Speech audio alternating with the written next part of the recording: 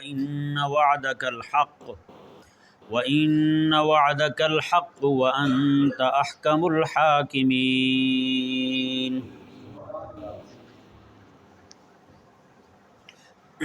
ان تین آیات مبارکہ میں آیت نمبر 45، 46 اور 47 میں حضرت سیدنا نوح علیہ نبینا و علیہ السلام کی اپنے بیٹے کنعان کے متعلق رب تعالیٰ کی بارگاہ میں عرض کا ذکر ہوا۔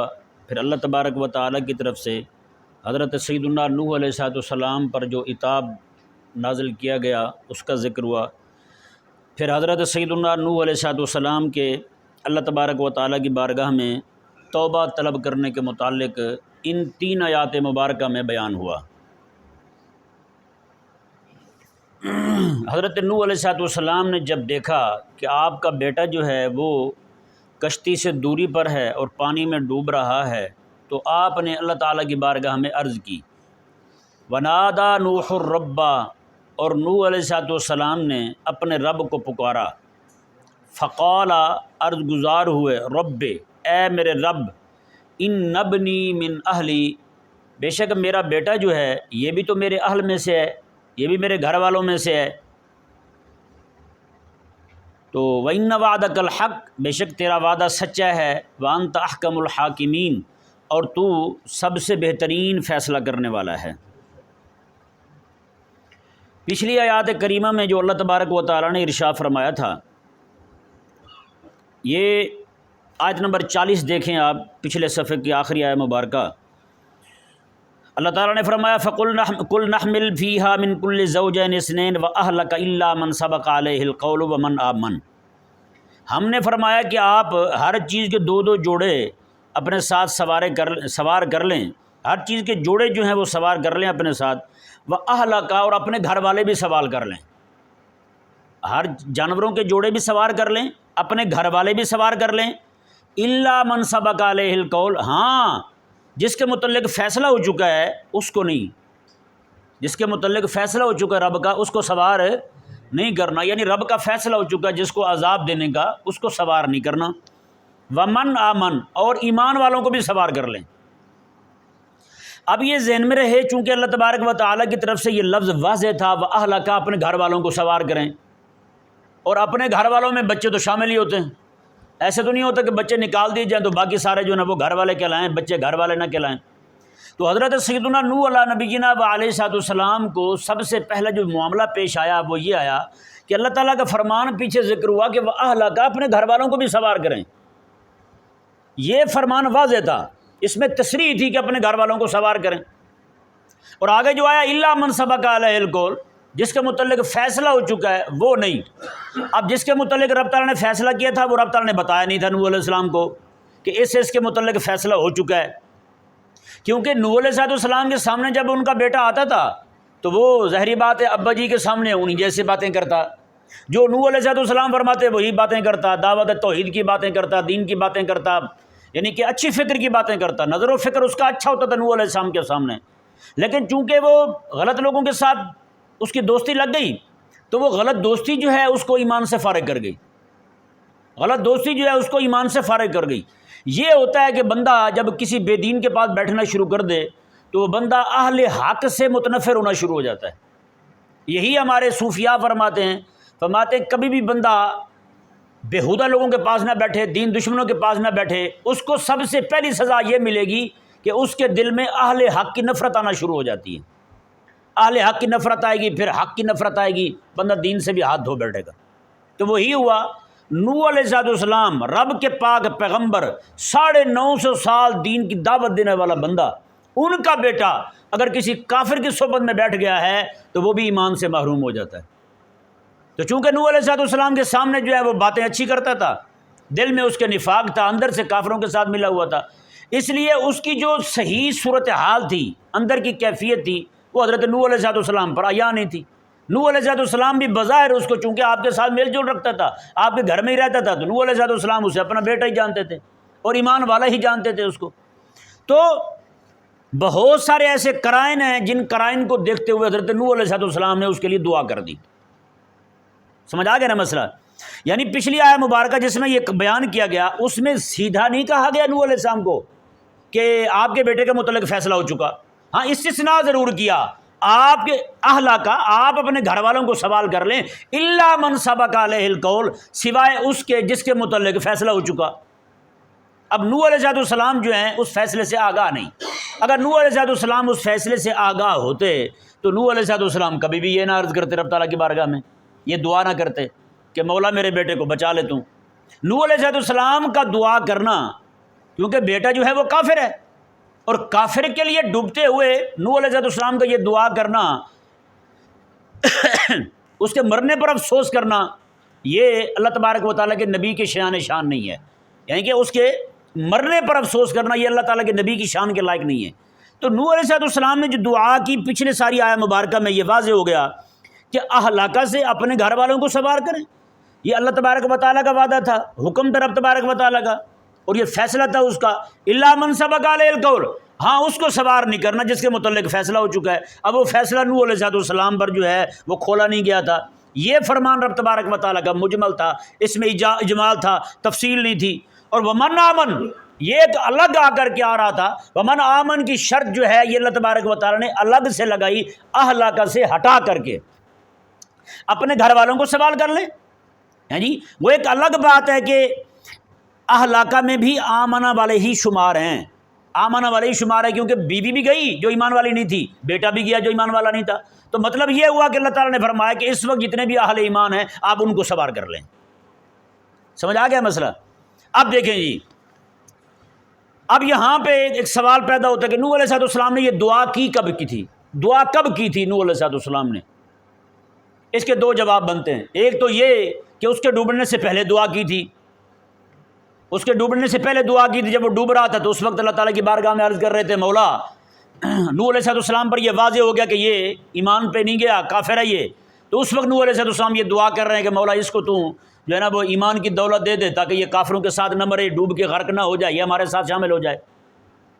تو اللہ تبارک و تعالیٰ نے اس وقت حضرت نوح علیہ السلام کو تنبیہ فرمائی، عتاب فرمایا کہ نوح ایسی بات نہ کرو، کیونکہ یہ بندہ جو ہے آپ کا بیٹا کافروں کی صحبت کی وجہ سے قبول حق کی صلاحیت کھو چکا ہے.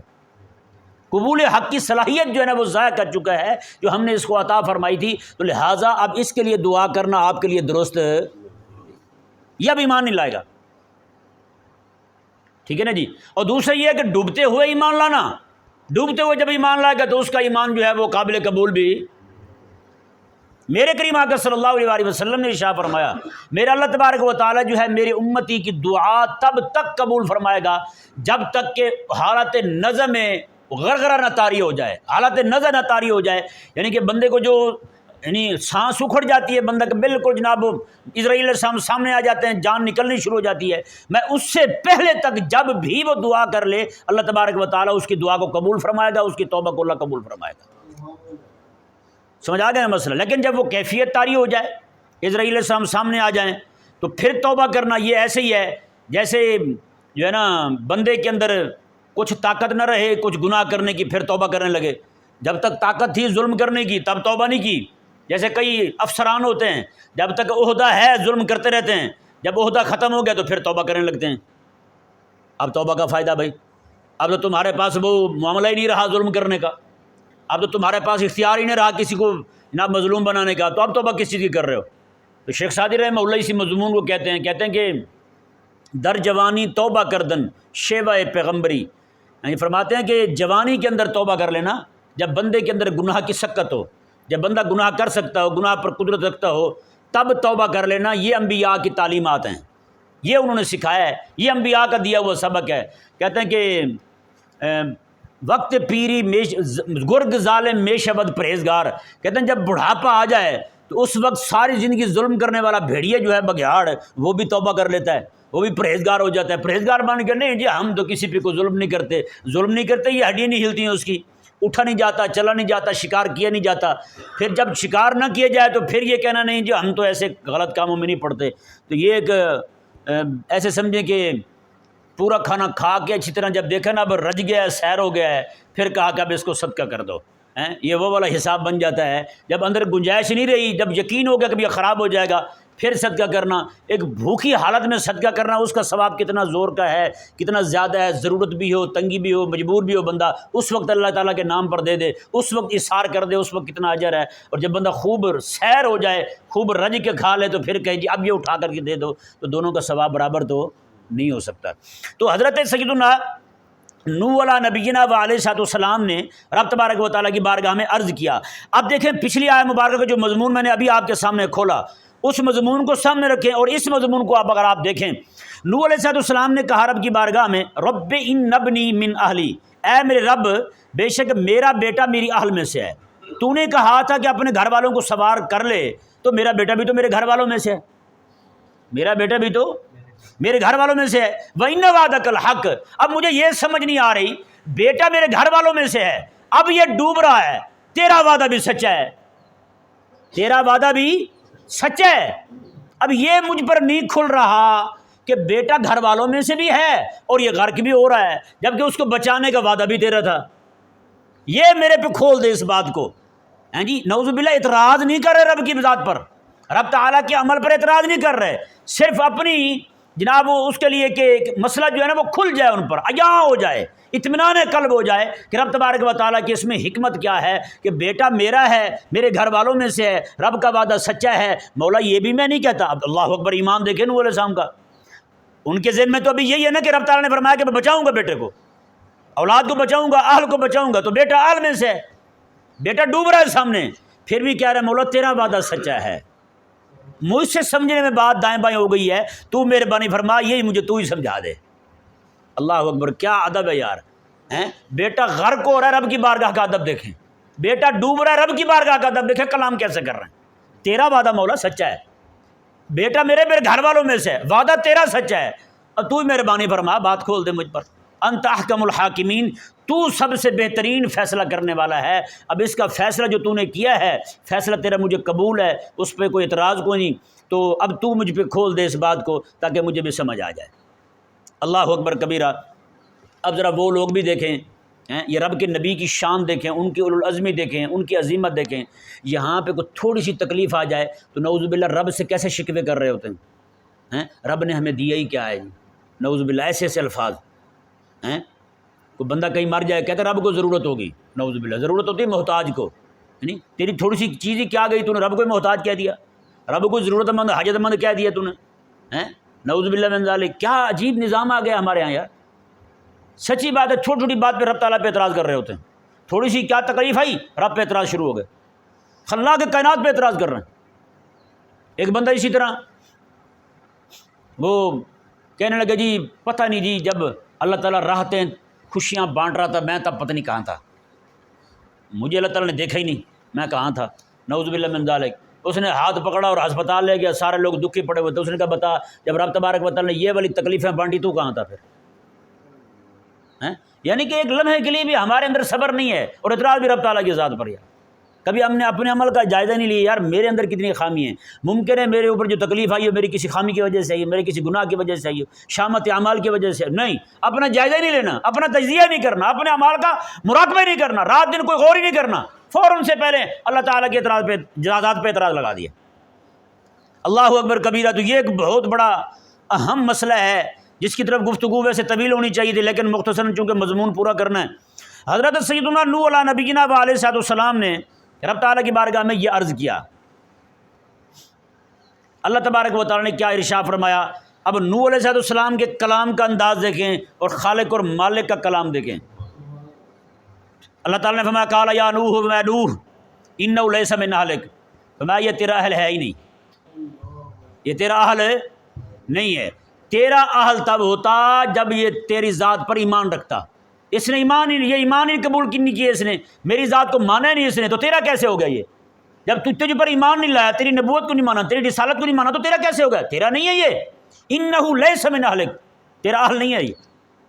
میرا وعدہ تھا تیرے ساتھ کہ تیری اہل کو بچاؤں گا، تو یہ تیری تو اہل ہی نہیں ہے، تو پھر اس کو کیسے بچاؤں میں؟ تو نوح علیہ السلام نے پہلے عرض کر دیا رب کی بارگاہ مولا تیرا وعدہ سچا ہے۔ تو بتائیں اللہ تبارک و تعالیٰ نے اپنے وعدے کی حقانیت کے لیے کیسی دلیل بیان فرمائی، کیسی زبردست بات ارشاد فرمائی۔ اس آیت مبارکہ سے ثابت ہو گیا کہ کوئی بندہ اپنے آپ کو سید کہے یا اپنے آپ کو نبیوں کی اولاد کہے اگر وہ بندہ دین حق سے منحرف ہو جاتا ہے، عقائد کفریہ کو اپنا لیتا ہے، لبرل سیکولر ہو جاتا ہے، بے دین ہو جاتا ہے، فیمنزم ہو جاتا ہے، قادیانی ہو جاتا ہے، مرتد ہو جاتا ہے، تو وہ بندہ سید نہیں رہتا۔ سمجھ آ گیا مسئلہ؟ نہیں آیا؟ ہاں، اب جتنی بھی 8 مارچ چلانے والی جتنی بھی خواتین اپنے آپ کو سید کہیں، جو مرضی کہیں، ان کا تعلق سادات کے ساتھ ہے۔ جب ایمان کے ساتھ، ایمان پہلے ہے، سید ہونا بعد میں ہے، یہ ذہن میں رہے۔ ایمان رہے گا تو سید رہے گا نا، کہ نہیں سمجھ آئی؟ ایمان رہے گا تو سید رہے گا، جب ایمان ہی نہیں ہے تو پھر سید کیسا؟ یہی اللہ تبارک و تعالیٰ نے فرمایا کہ تیری اہل تب ہوتا ہے جب ایمان ہوتا ہے اس کے پاس۔ اب اس کے پاس ایمان ہی نہیں تو اہل ہی نہیں ہے۔ سمجھایا نا؟ اہل ہونا مطلب سید ہونا۔ یہ اسی بات کو یہاں رکھ کے آپ دیکھیں، اللہ تعالیٰ نے فرمایا، انہوں نے کہا عرض کی رب کی بارگاہ، مولا من اہلی، یہ میری اہل ہے۔ اللہ نے فرمایا لیس من اہلک، تیری اہل نہیں ہے، تیری اہل تب بنتا جب اس کے پاس ایمان ہوتا۔ ایمان نہیں ہے تو اہلیت نہیں ہے، اہل نہیں ہے، یہ آپ کے گھر میں رہنے کی اہلیت نہیں رکھتا یہ۔ تو اللہ تبارک و تعالیٰ نے یہ واضح فرما دیا، جو بھی بندہ میرے حبیب کریم صلی اللہ علیہ وآلہ وسلم کے ساتھ نسبی تعلق پر فخر کرتا ہے، تب تک اس کا نسب باقی ہے جب تک اس کے ساتھ آقا علیہ السلام کے ساتھ اس کا ایمان کا تعلق باقی ہے۔ ایمان کا تعلق ختم تو نسب کا تعلق بھی ختم، نسب باقی اس کا نہیں رہے گا۔ یہ وہ مسئلہ میں آپ کے سامنے عرض کر رہا ہوں جو تمام اہل اسلام کا متفقہ عقیدہ اور نظریہ ہے۔ سمجھ آ گیا نا مسئلہ؟ ہاں، جیسے کئی قادیانی ہو کے بھی اپنے آپ کو سید کہہ رہے ہیں، لبرل ہو کے، دین دشمن ہو کے بھی اپنے آپ کو سید کہہ رہے ہیں۔ کس چیز کے سید ہو بھی آپ لوگ؟ دین دشمن بن کے سید اپنے آپ کو کہلا رہے ہیں، کوئی سید نہیں ہے بھائی۔ یہ ذہن میں رہے مسئلہ۔ آگے دیکھیں جی، یہ مضمون انتہائی اہم ہے۔ اللہ تبارک و تعالیٰ نے کیا ارشاد فرمایا؟ میں کہ انہو عمل غیر صالح، میں بے شک اس کا عمل ٹھیک نہیں ہے، اس کا عمل صحیح نہیں ہے۔ اللہ اکبر، یہاں بڑی غور کرنے والی بات ہے۔ اللہ نے یہ نہیں فرمایا کہ اس کا عقیدہ ٹھیک نہیں ہے، عمل ٹھیک نہیں ہے۔ ایسے اس پہ بہت زیادہ سوچنے کی ضرورت ہے۔ انہو عمل غیر صالح، اللہ نے فرمایا اس کا عمل ٹھیک نہیں ہے۔ وہ عمل اس کا ٹھیک نہیں، کیا مطلب؟ یہاں پہ اللہ تعالیٰ یہ بھی تو فرما سکتا تھا، کیونکہ ہمارا تو یہ نظریہ ہے کہ بندہ گناہ گار ہو تو سید رہتا ہے، گناہ گار ہونے سے نسب اس کا منقطع نہیں ہوتا، کفر سے اس کا نسب جو ہے وہ منقطع ہوتا ہے۔ لیکن اللہ تبارک و تعالیٰ نے تو یہاں فرمایا کہ اس کے گناہ کی وجہ سے عمل اس کا منقطع ہو گیا، نسب اس کا منقطع ہو گیا۔ انہو عمل غیر صالح، اس کا عمل ٹھیک نہیں ہے۔ کیوں؟ عقیدہ فرماتا رب تبارک و تعالیٰ، یعنی یہ آ جاتا یہاں پر فرمایا کہ اس کا عقیدہ خراب ہے، ایمان نہیں قبول کیا اس نے، یہ کافر ہے، نہیں فرمایا رب تبارک و تعالیٰ نے، بلکہ یہاں پر رب تبارک و تعالیٰ نے فرمایا کہ اس کا عمل ٹھیک نہیں ہے، عمل غیر صالح، اس کا عمل صالح نہیں ہے۔ اس کی بہت بڑی وجہ ہے۔ وجہ کیا ہے؟ فرمایا کہ اس کے اس عمل پر بھی پکڑ ہو گئی کہ رہتا نبی کے گھر میں تھا، اس کی دوستی کافروں کے ساتھ تھی۔ یہ بڑے گھر میں رہ کے چھوٹی چھوٹی حرکتوں کو چھوٹا سمجھنے والے لوگ جو ہے نا، یہ سمجھتے ہیں جناب ہماری پکڑ نہیں ہوگی۔ کیوں نہیں پکڑ ہوگی؟ عمل غیر صالح پہ نسب منقطع، کافروں کے ساتھ دوستی رکھیے نا۔ رب تبارک و تعالیٰ نے قرآن کریم میں پچھلی آیات کتابوں میں، آسمانی کتابوں میں، کتب سماوی میں واضح طور پہ منع کیا، میرے دشمنوں کے ساتھ دوستی نہ لگانا۔ یہ قرآن میں بھی ہے، اللہ نے قرآن کریم میں ارشاد فرمایا وَمَن يَتَوَلَّهُم مِّنكُمْ فَإِنَّهُ مِنْهُمْ، میں جو بندہ ان کے ساتھ دوستی رکھے گا فَإِنَّهُ مِنْهُمْ، انہی کے ساتھ کا ہو جائے گا۔ کیا مطلب ہے؟ میں جو اپنا جسم دین دشمنوں کے ساتھ جا کے اس طرح ان کے ساتھ رکھے گا، اللہ فرماتے پھر دل بھی ان جیسے ہو جائیں گے، اس کے عقیدہ بھی ان جیسا ہوگا، عمل ان جیسا کیا ہے، عقیدہ بھی ان جیسا ہو جائے گا۔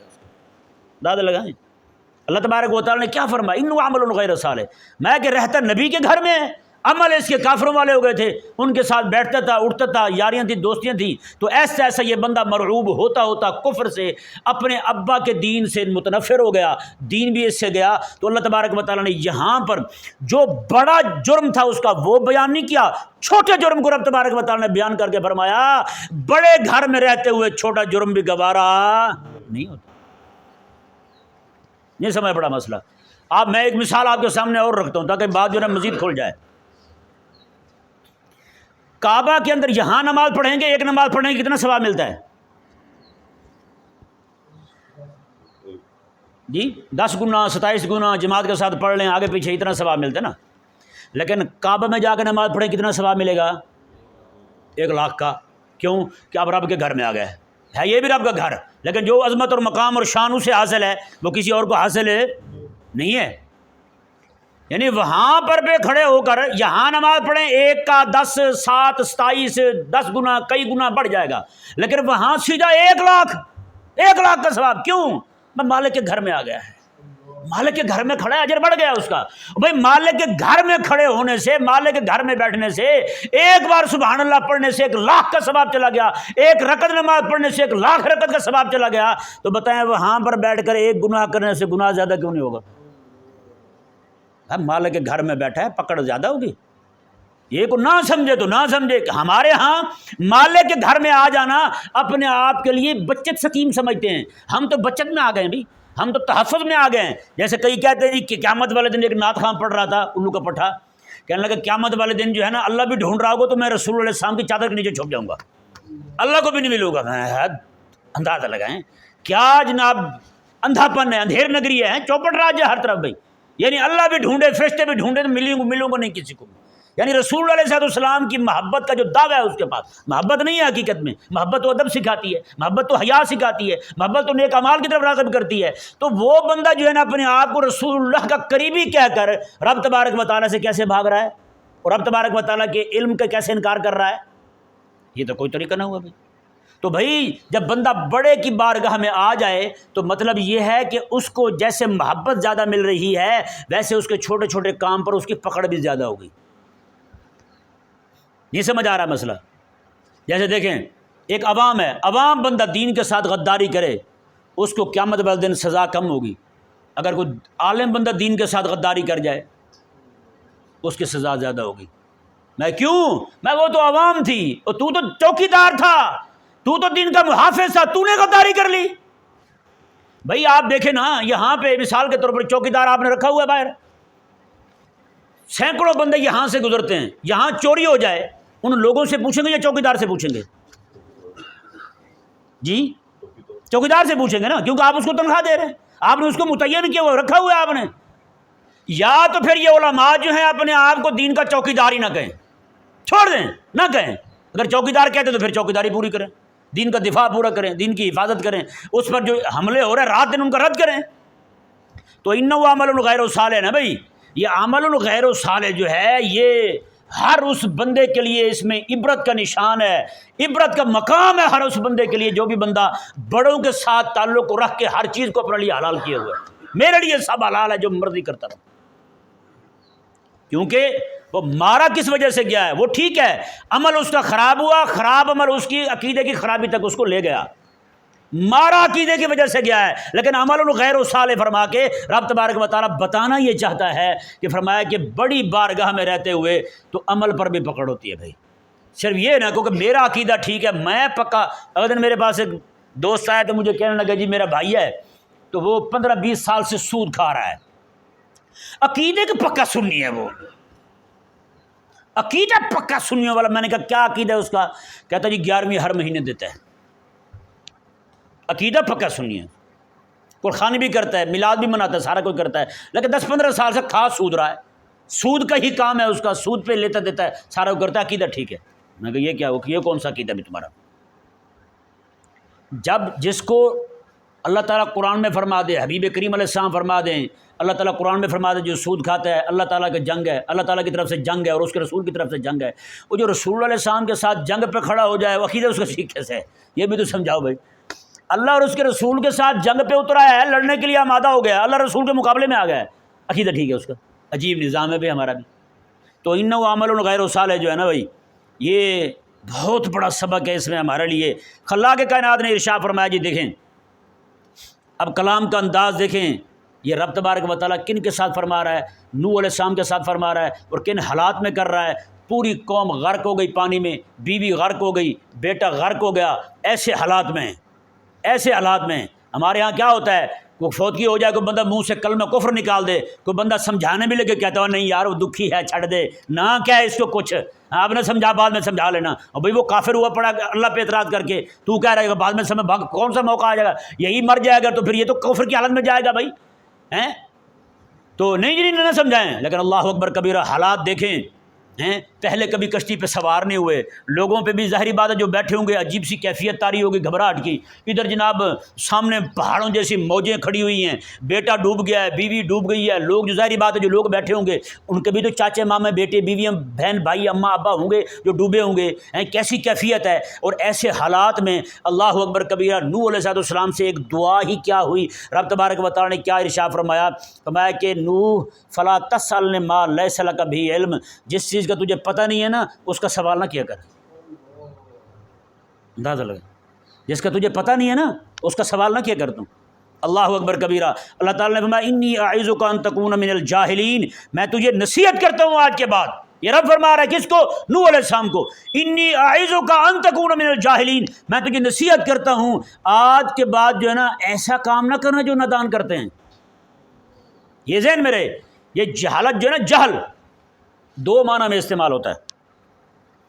ایک جہل جو ہے وہ عدم علم کے معنی میں، جہل جو ہے جو آسان سمجھاتا ہوں، جہل جو ہے علم کے مقابلے میں بھی آتا ہے، علم کے مقابلے میں جہالت ہے یا نہیں، عالم ہوگا یا جاہل ہوگا، دو چیزوں میں سے ایک ہوگی، علم کے مقابلے میں جہل آتا ہے۔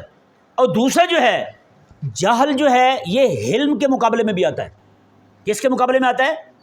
علم کے مقابلے میں، یعنی حوصلے والا ہونا، حلیم ہونا اور جاہل ہونا، یہ دونوں آپس میں ضدیں بن کے بھی آتی ہیں۔ عالم جاہل بھی آمنے سامنے آتے ہیں، ایک دوسرے کی ضد بن کے آتے ہیں، اور جاہل اور حلیم بھی آپس میں ایک دوسرے کے ضد بن کے آتے ہیں۔ مطلب یہ ہے حلیم والا ہونا، حوصلے والا ہونا، اور جب اس کی ضد لیں گے ہم جہل کو تو پھر اس کا معنی بنے گا جاہل کا جذباتی ہونا۔ کیا ہونا؟ جذباتی ہونا۔ یعنی رب تبارک و تعالیٰ یہ فرما رہا ہے، فرمایا کہ نوح تو نے اپنے بیٹے کو غرق ہوتے دیکھ کر کے تو متاثر ہو گیا جذبات سے، بیٹے کی محبت میں، اور تو نے میری بارگاہ میں عرض کر دی۔ میں نصیحت کرتا ہوں آج کے بعد یہ بات نہیں کرنی، آج کے بعد یہ بات نہیں کرنی۔ اب بتائیں نا، انہوں نے تو دعا کی تھی اور کتنی لجاجت سے کہا تھا مولا تیرا وعدہ سچا ہے، تو احکم الحاکمین ہے، میں عرض کر رہا ہوں تیرا وعدہ تھا اہلک، میری اہل کو بچانے کا، اور تیرا وعدہ بھی سچا ہے، اور میں پوچھ رہا ہوں تو عرض کر رہا ہوں تیری بارگاہ میں، مولا کرم فرمائیے مسئلہ مجھ پر کھول دے۔ تو کلام کا انداز دیکھیں یار، تو بتائیں آج جو کچھ ہم کر رہے ہیں ہمارے ساتھ کلام کیسا ہوگا پھر؟ وہ 950 سال تبلیغ کریں، نوح علیہ السلام ایک لمحے کے لیے نہ کہیں یا اللہ اتنی میں نے خدمت کی ہے تیرے دین کی تو تھوڑی سی بات ہی کیا پوچھی ہے، اتنے جلال کا اظہار میرے سے۔ اللہ اکبر کبیرہ۔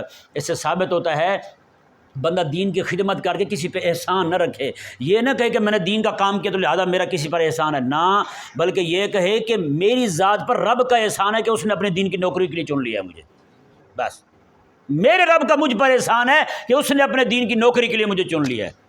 ہاں، یہ حضرت نوح علیہ السلام کی اس پوری گفتگو میں جو نا یہ بات واضح ہو رہی ہے۔ مضمون جو ہے آگے مزید ہے، آج ختم کرنا تھا، لیکن انشاءاللہ عز و جل کل اسی جو بات میں ابھی کر رہا ہوں اسی بات سے آگے مزید جوڑ کر انشاءاللہ عز و جل کلام کریں گے۔ اللہ تبارک و تعالی ہم سب کو سمجھنے کی توفیق